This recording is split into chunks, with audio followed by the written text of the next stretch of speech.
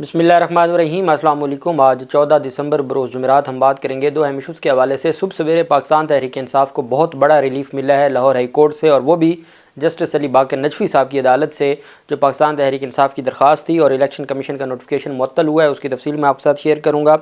साथ हम बात करेंगे जस्टिस आयशा मलिक साहिबा ने सीनियर जज जस्टिस सरदार तारिक मसूद साहब, जो एक हुकूमत के हक़ में फ़ैसला करने जा रहे थे, किस तरीके से मामला लार्जर बेंच की तरफ भेजा है और किस तरीके से उस मामले को आइन और कानून के मुताबिक हल करने पर उन्होंने ज़ोर दिया और बिलाखिर वो कामयाब हुई। उस केस की समाअत का हवाला भी मैं आपके साथ शेयर करूँगा। और काजी फ़ैज़ीसा साहब ने वो फ़ैसला जारी कर दिया है जो सुप्रीम कोर्ट ऑफ पाकिस्तान ने आर्टिकल 62(1)(f की ताहयात नहली है, उस मामले को डिसाइड करने के लिए जो एक नोटिस लिया है, आज खुद नोटिस लिया गया है, उसकी तफसील भी मैं आपके साथ शेयर करूंगा। सबसे पहले मैं आपको बताता चलूं कि चीफ जस्टिस काजी फ़ैज़ीसा के ख़त के जवाब में जस्टिस एजाज़ुल एहसन साहब ने ख़त लिखा है और उन्होंने जो काजी फ़ैज़ीसा साहब की जानिब से दावा किया गया उसको गलत करार दिया है। जस्टिस एजाज़ुल एहसन ने कहा कि बेंचेस की तश्कील कमेटी फ़ैसलों के मुताबिक ना होने का ख़त में ज़िक्र किया गया। ख़त में लिखा गया कि 26 अक्टूबर की मीटिंग में 16 दिसंबर तक के बेंच तश्कील पाए थे। 16 नवंबर को 20 नवंबर से शुरू हफ्ते से मुतल्लिक नया रोस्टर मौसूल हुआ। ख़त में कहा गया कि 16 नवंबर को मीटिंग के लिए दस्तयाबी ज़ाहिर कर रखी थी। 16 नवंबर को बताया गया कि जस्टिस सरदार तारिक मसूद की सेहत ठीक नहीं है और मीटिंग मुलतवी कर दी गई है। 16 नवंबर की शाम का रोस्टर बग़ैर किसी मीटिंग के जारी हुआ। ख़त में इस्तदा की गई कि बग़ैर मीटिंग जारी रोस्टर को वापस लेकर 26 अक्टूबर वाला रोस्टर बहाल किया जाए 16 दिसंबर तक। ये बेसिकली मामलात हमें ये बताते हैं कि जो जब से ये कमेटी बनी है, जब से काजी फ़ैज़ीसा साहब आए, तो ये कमेटी के मामलात पहले दिन से ही ठीक नहीं चल रहे थे। और ये जो ठीक होने का एक दावा किया जा रहा था कि मामलात ठीक हो गए हैं, तकसीम ख़त्म हो गई है, कोऑर्डिनेशन शुरू हो गई है, वो हमने देख लिया। अगर जस्टिस मज़ाहिर नकवी साहब को इंसाफ नहीं दिया जा रहा और सिर्फ इस वजह से कि वो दूसरी तरफ थे, तो इस बुनियाद पर और हर सूरत आज उनका केस भी सुना जाएगा 14 दिसंबर को जस्टिस अली बाकर नजफी साहब का, और उसके ऊपर अदालत कोई फ़ैसला भी कर सकती है। हालांकि उनकी दरख्वास्तें कल समाअत के लिए मुकर्रर हैं और आज उनसे शोकाज का नोटिस का जवाब मांगा हुआ है। और अब देखना यह है कि सुप्रीम कोर्ट के चीफ जस्टिस क्या अपनी सुप्रीम कोर्ट का तकद्दुस बरकरार रखते हैं और सुप्रीम कोर्ट में पेंडिंग केस का ख्याल रखा जाता है, या आज ही कोई फ़ैसला सुना दिया जाता है, क्योंकि हालात तो कुछ इस तरह के ही है।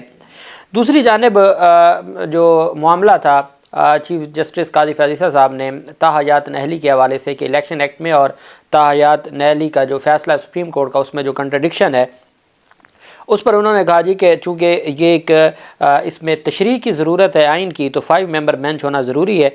ही further states that the interpretation of A federal law, the constitution and applicability of the decision of the supreme court is required which will also impact elections to the provincial assemblies and as such requires notice be issued. कि जी ये जो तशरीह है election act के section की और supreme court के फ़ैसले की, और जो कंट्रडिक्शन है, इसके लिए कम अज़ कम लार्जर बेंच 5 मेंबर होना चाहिए। चूँकि अभी जो बेंच है वो 3 रुकनी है, तो 5 रुकनी बेंच इसमें बनाया जाएगा। Therefore notice under order 27A of the code of civil procedure B issue to the attorney general of Pakistan and to all the advocate general of the provinces. Notice be also issue to the election commission of Pakistan and public notice be issued publish in prominent English and Urdu newspapers having wide circulation, as the decision in these appeals may also affect those who are not parties thereto। कि मौका दिया जा रहा है नवाज़ शरीफ, जहांगीर तरीन जैसों को कि चूँकि आपके केसेस भी यहाँ पर हैं, तो आपको भी इंग्लिश और उर्दू अखबार के ज़रिए इश्तिहार किया जाता है कि आप भी अगर पेश होना चाहते हैं, इसमें फ़रीक बनना चाहते हैं, तो हाज़िर हो जाएँ। Concise statements attending to the said constitutional and legal questions without reference to facts and the particulars of individual cases may be filed। कि जी आप अपनी जो स्टेटमेंट है या अपने जो तहरीरी दलाइल हैं वो जमा करवा दें, लेकिन किसी एक प्राइवेट बंदे का फ़ैसले का हवाला या उस केस के हक़ाइक़ नहीं बताने। जैसे नवाज़ शरीफ है तो आपने आइन और कानून की चीज़ें बतानी है, नवाज़ शरीफ के केस के हक़ाइक़ नहीं बताने। It is clarified that the pendency of these appeals and the questions raised हेयरइन shall not be used as a pretext to delay the fourth coming general election schedule to be held on 8 फरवरी 2023। کہ یہ جو ہمارا معاملہ ہے، یہ جو case ہے، یہ کسی بھی صورت میں اس کو یہ نہ سمجھا جائے کہ کوئی انتخابات ڈیلے کی طرف چلے جائیں گے یا انتخابات ڈیلے ہوں گے. These cases and any other involving the same questions be fixed for hearing in early January 2024 before a bench constituted by the committee under the act. یہ جناب انہوں نے فیصلہ جاری کیا، وہ تحریری فیصلہ جو آیا ان کی درخواست پر، جو آرٹیکل 62(1)(f) کے حوالے سے تھی. دوسری جانب سپریم کورٹ آف پاکستان میں ایک بینچ تھا، جسٹس سردار طارق مسعود، یحییٰ آفریدی اور عائشہ ملک صاحبہ. یہ 3 رکنی بینچ تھا افغانستان کے غیر قانونی طور پر مقیم افغانوں کی وطن واپسی کے حوالے سے. اس پر جو جسٹس سردار طارق مسعود کی سربراہی میں 3 رکنی بینچ نے سماعت کی. پیپلز پارٹی کے رہنما فرحت اللہ بابر، جماعت اسلامی کے سینیٹر مشتاق احمد، چیئرمین NDM محسن ڈاور اور انسانی حقوق کی تنظیموں نے یہ درخواست دائر کی ہوئی تھی.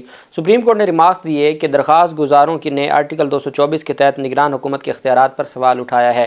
پریکٹس اینڈ پروسیجر ایکٹ کے تحت آئین کی تشریح کے لیے معاملات لارجر بینچ میں جانے چاہیے. سپریم کورٹ نے مزید ریمارکس دیے کہ بے دخلی کیس میں آرٹیکل 9، 10، 24 سمیت بنیادی حقوق کی تشریح درکار ہے، اور supreme court practice and procedure act کے تحت آئینی تشریح کا معاملہ لارجر بینچ سن سکتا ہے. لہذا کیس کو لارجر بینچ تشکیل دینے کے لیے ججز کمیٹی کو بھیجا جاتا ہے. دوران سماعت ایڈیشنل اٹارنی جنرل نے کہا کہ وفاقی حکومت اور وزارت خارجہ نے اپنے جوابات جمع کرا دیے ہیں. درخواست گزاروں نے اپنی درخواستوں میں افغان باشندوں سے متعلق جو کہا، حقیقت اس کے برعکس ہے. جسٹس سردار طارق مسعود نے ریمارکس دیا کہ حکومت تو صرف ان لوگوں کو واپس بھیج رہی ہے جو غیر قانونی طور پر مقیم ہیں. وکیل درخواست گزار نے کہا کہ بے دخلی کے لیے قانونی دستاویزات نہ بھی ہوں تب بھی بنیادی حقوق کو مد نظر رکھا جائے گا. جسٹس سردار طارق مسعود نے کہا کہ غیر ملکیوں کے پاس قانونی دستاویزات نہیں ہیں تب بھی ان کو انسانی حقوق کے تحت ملک میں رہنے دیا جائے. درخواست گزار کے وکیل نے کہا کہ غیر قانونی طور پر مقیم غیر ملکیوں کے ساتھ قانون اور آئین پاکستان کے مطابق سلوک ہونا چاہیے. جسٹس سردار طارق مسعود نے ریمارکس دیا کہ پاکستان کے قانون کے مطابق تو غیر قانونی مقیم غیر ملکیوں کو پہلے جیل ہونی چاہیے. جسٹس سردار طارق مسعود نے استفسار کیا کہ کیا یہ چاہتے ہیں کہ ان غیر ملکیوں کو پہلے جیل ہو پھر بے دخل کیا جائے؟ حکومت کے مطابق 90% غیر قانونی مقیم غیر ملکی رضاکارانہ طور پر واپس جا رہے ہیں. کل اگر ایک جاسوس پاکستان میں گھس کر 1 سال تک بیٹھا رہے اور پکڑے جانے پر گئے کہ میرے بنیادی انسانی حقوق متاثر ہو رہے ہیں، مجھے گرفتار نہ کرو، تو آپ کیا کہیں گے؟ درخواست گزار کے وکیل نے کہا کہ کلبھوشن یادو کا کیس ہو چکا اور غیر ملکیوں سے متعلق پاکستان بین الاقوامی قوانین کا رکن ملک ہے. جسٹس عائشہ ملک نے ریمارک دیا کہ یہ کیس آئینی تشریح کا ہے، کیونکہ جو جسٹس سردار طارق مسعود صاحب تھے انہوں نے اپنا مائنڈ ڈسکلوز کر دیا کہ حکومت درست کر رہی ہے اور ہر جگہ بنیادی انسانی حقوق نہیں ہوتے. انہوں نے کل بھی کہا کہ ایک تو یہ بنیادی انسانی حقوق ہمیں کہیں جانے نہیں دے رہے. تو یہاں بھی تو جسٹس عائشہ ملک صاحبہ نے انٹرپٹ کیا اور انہوں نے کہا کہ جناب والا یہ معاملہ آئینی تشریح کا ہے. سب سے اہم تو یہ ہے کہ نگران حکومت کا اختیار کیسے ہے، کیا نگران حکومت کو پالیسی فیصلہ لے سکتی ہے جس سے آپ کی فورن پالیسی اور آپ کے فورن جو ایشوز ہیں وہ انوالو ہوں؟ تو نگران حکومت ایسا اختیار کیسے یوز کر سکتی ہے؟ انہوں نے کہا جی اس کو لارجر بینچ کو سننا چاہیے. درخواست گزاروں نے نگران حکومت اور اپیکس کمیٹی کے اختیار کو چیلنج کیا ہے. جسٹس یحییٰ آفریدی نے کہا کہ کیا حکومت بھی یہ سمجھتی ہے کہ یہ کیس لارجر بینچ کی تشکیل کے لیے واپس کمیٹی کو جانا چاہیے؟ ایڈیشنل اٹارنی جنرل نے جواب دیا کہ حکومت سمجھتی ہے کہ اس کیس کو لارجر بینچ کی تشکیل کے لیے کمیٹی کو بھیجا جائے. عدالت نے جو کیس کی سماعت سردیوں کی چھٹیوں کے بعد تک ملتوی کرتے ہوئے معاملہ لارجر بینچ کو بھیج دیا اور جو سردار طارق مسعود صاحب ڈیسائیڈ کرنا چاہتے تھے وہ نہ ہو سکا. دوسری جانب لاہور ہائی کورٹ میں پاکستان تحریک انصاف نے ایک عمیر خان نیازی جو ایڈیشنل سیکرٹری جنرل ہیں پاکستان تحریک انصاف کے، ان کی درخواست پر جو درخواست دائر کی گئی تھی لاہور ہائی کورٹ میں جسٹس علی باقر نجفی کے پاس، اور وہاں اس بات کا عدالت کے سامنے استدعا کی گئی تھی کہ جناب والا جب سیکشن 50 اور 51 الیکشن ایکٹ کے دونوں بیوروکریسی سے بھی اور عدلیہ سے بھی آج تک پاکستان کی تاریخ میں ایک 1984-85 میں جو انتخابات ہوئے تھے اس وقت عدلیہ سے بیوروکریسی سے آروز لیے گئے تھے اور پھر اب لیے جا رہے ہیں 2024 میں، اور مقصد صرف یہ ہے کہ ان کو نوازنا ہے. مہربانی کریں اور وہ بیوروکریسی اگر آپ نے ڈی سی صاحبہ لاہور کی جو ہیں ان کو آپ نے ڈسٹرکٹ ریٹرننگ افسر بنا دیا ہے، جو سینکڑوں پاکستان تحریک انصاف کے لوگوں کے نوٹیفیکیشن جاری کر چکی ہے، 3 MPO کے ان کی نظر بندی کے نوٹیفیکیشن معطل کر چکی ہے. وہ کس طریقے سے ہمیں انصاف دے گی، کس طریقے سے صاف شفاف انتخابات کروائے گی؟ اسلام آباد میں اگر آپ نے ڈی سی کو جس کے خلاف توہین عدالت کی درخواستیں فرد جرم عائد ہو چکی ہے اس کو اگر آپ نے ڈسٹرکٹ ریٹرننگ افسر بنا دیا، ہمیں کیسے انصاف ملے گا؟ ہمارے لوگوں کے ساتھ جتنا ظلم ہوا، یہ تو ایک سیاسی پارٹی بن چکی ہے بیوروکریسی. ان کا تعینات ہونا ہمارے پورے کے پورے نظام کو برباد کر دے گا اور کبھی صاف شفاف انتخابات نہیں ہوں گے۔ لاہور ہائی کورٹ کے جسٹس علی باقر نجفی صاحب نے محفوظ فیصلہ جاری کرتے ہوئے 5 صفحات پر فیصلہ جاری کیا۔ فیصلے میں جسٹس علی باقر نجفی نے عام انتخابات ایگزیکٹو سے کروانے کا الیکشن کمیشن کا نوٹیفیکیشن معطل کر دیا اور درخواستوں پر لارجر بینچ تشکیل دینے کی سفارش کر دی اور فائل چیف جسٹس کو بھجوا دی۔ اپنے تحریری فیصلہ میں کہا کہ انتخابات پر قوم کے اربوں روپے خرچ ہوتے ہیں، اگر بڑی سیاسی جماعتیں الیکشن نتائج تسلیم نہ کریں تو غریب قوم کے اربوں روپے ضائع ہوں گے۔ عبوری حکم میں کہا گیا کہ الیکشن کمیشن کو صاف اور شفاف انتخابات کا انعقاد یقینی بنانا ہے۔ شفاف انتخابات کو حقیقت میں بدلنے کے لیے امیدواروں اور ووٹرز کو یکساں مواقع فراہم کرنے ہیں۔ موجودہ صورتحال میں جنرل الیکشن سے مطلوبہ نتائج حاصل نہیں ہو سکتے، جس سے جمہوریت کا مستقبل کمزور ہو سکتا ہے۔ تحریری فیصلے میں کہا گیا کہ درخواست میں قومی معاملے سے متعلق نشاندہی کی گئی ہے جس پر لارجر بینچ کی تشکیل ضروری ہے اور اس لیے اب یہ فائل چیف جسٹس کو بھجوائی جاتی ہے۔